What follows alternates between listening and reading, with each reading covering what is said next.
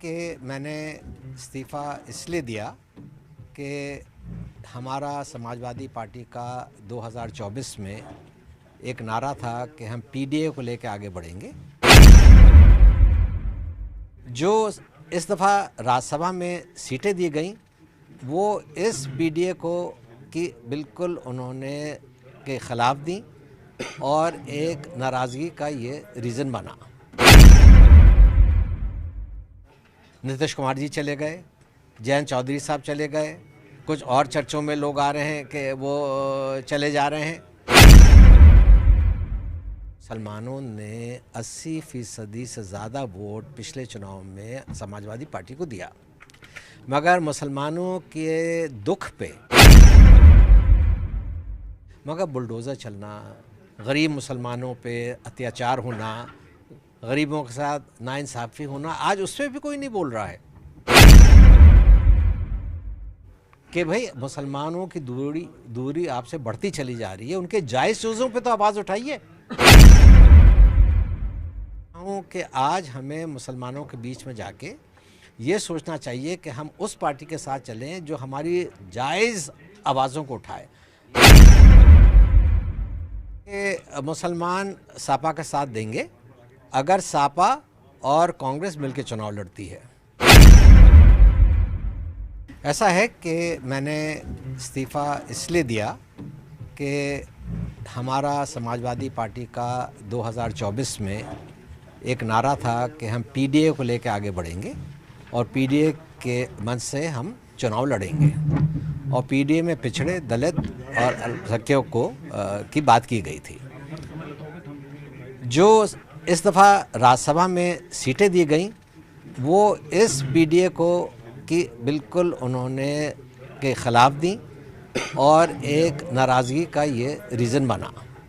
और मैं ये समझता हूँ कि आज जब मैं मौजूदा हालात को देखता हूँ तो कोई भी अपोजिशन की पार्टी ये तैयार नहीं है कि हम आपस में मिलजुल के कुछ दे के समझौता करके आगे बढ़ें। आप देखिए कि अपनी सोच में भी इस वक्त फूट पड़ती चली जा रही है।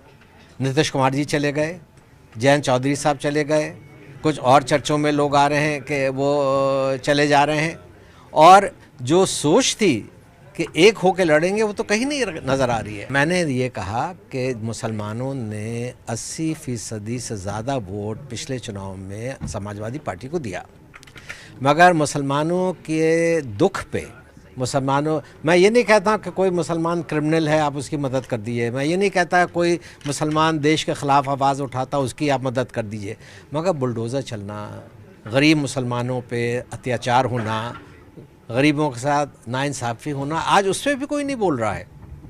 और मैं इस बात को मैंने अखिलेश जी से कहा कि भाई मुसलमानों की दूरी आपसे बढ़ती चली जा रही है, उनके जायज़ चीज़ों पे तो आवाज़ उठाइए। देखिए, मुसलमान उत्तर प्रदेश में 20-22% है और उसके वोट की काफ़ी अहमियत है और मैं ये समझता हूँ कि आज हमें मुसलमानों के बीच में जाके ये सोचना चाहिए कि हम उस पार्टी के साथ चलें जो हमारी जायज़ आवाज़ों को उठाए।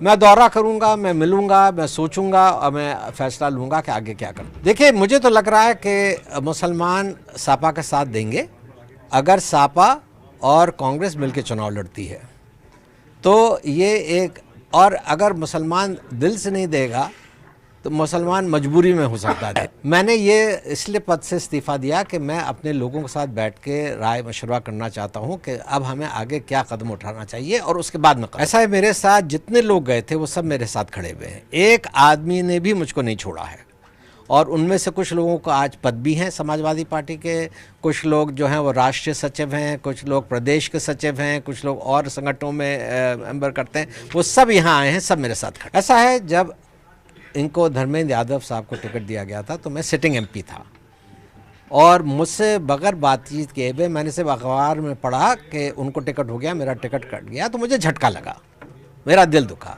उस वक्त कांग्रेस ने मेरा बहुत स्वागत किया और मुझे याद है अब मेरी मीटिंग जो सोनिया गांधी जी से भी, उनने एक लफ्ज़ जो कहा जिससे मेरा दिल बहुत खुश हुआ कि उन्होंने कहा वेलकम बैक होम, कि तुम अपने घर वापस आ गए हो। और उन्होंने मुझे टिकट दिया, मैं चुनाव लड़ा, 15 या 18 हज़ार वोटों से मैं वो चुनाव हार गया।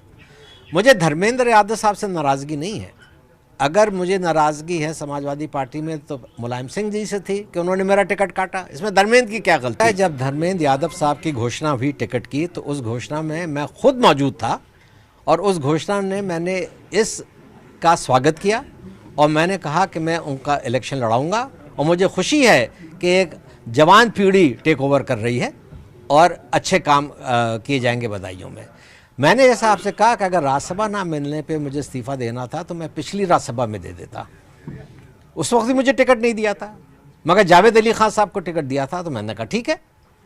आज इस ख़त में भी मैंने लिखा है कि आप मुझे नहीं देते टिकट, मैं किसी मुसलमान को तो सोचते। तो नाराज़गी मेरी ये नहीं है कि मुझे टिकट नहीं मिला, नाराज़गी मेरी ये है कि किसी मुसलमान को नहीं दिया। इसको ज़रा सोचना पड़ेगा। देखिए, ये ऐसे सवाल हैं, राजनीति जो है वो आप मिनट मिनट में बदल नहीं सकते। बहुत सोच समझ के कदम उठाना है। मैं अपने सब साथियों के साथ बैठूंगा, मगर जो भी कदम उठाऊंगा अपने मुल्क और अपनी कौम की उसमें उठाऊँ। मेरी शुभकामनाएं उनके साथ हैं, वो जो भी कर रहे हैं वो आगे बढ़ें। मैं उनके लिए कुछ नहीं कहना चाहता। उन्होंने मुझे इज़्ज़त दी और उन्होंने हमेशा मेरी बात को सुनने की कोशिश की। नहीं किया वो अलग बात है, मगर मुझे हमेशा ये एहसास हुआ कि मैं उनसे जो भी बात करता हूँ कर सकता हूँ। मगर इस वक्त मेरा बहुत भरोसा टूट गया है पीडीए में।